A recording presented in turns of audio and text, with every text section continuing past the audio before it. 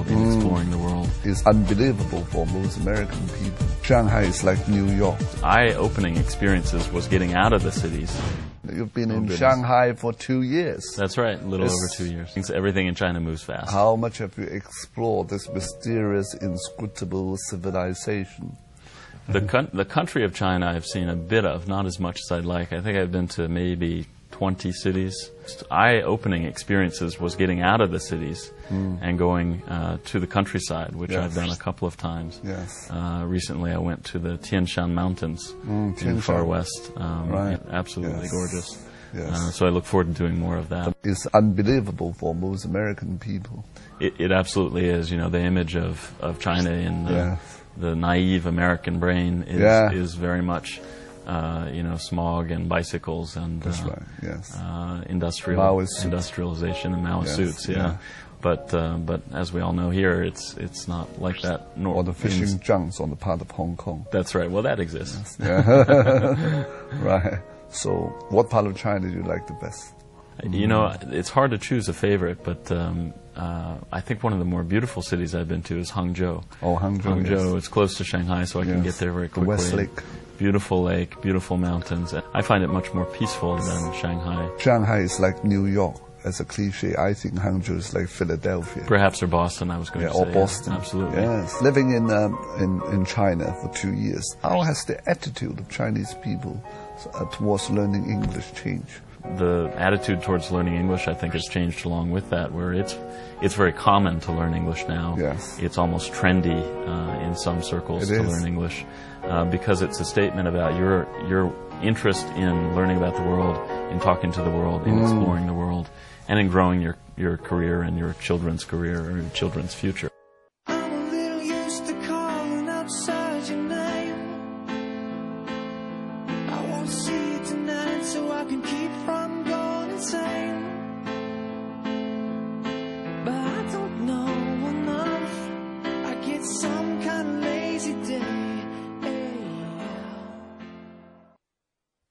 You mentioned that your parents, your father, had visited China a few times.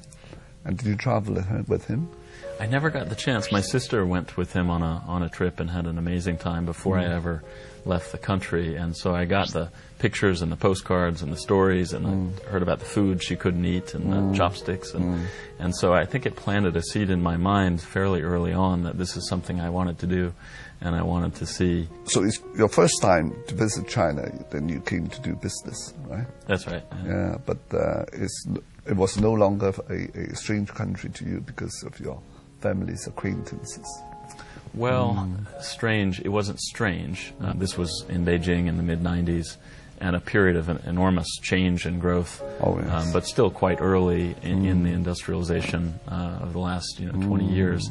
And comparing Beijing today and then is really entertaining because it's so different. Yes. Both good and bad. What do you think the main differences between Chinese American peoples are? Depends on your perspective, but one thing I really appreciate with Chinese culture is the idea of family.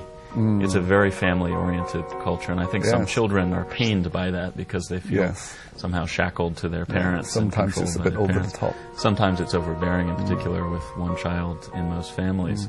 But I do think it's a powerful social tool in making people care about them. But in the United States, it's very different because we are so separated from each other. We're so inherently atomized around the country, and my sisters live in different cities from my parents, and that's totally normal.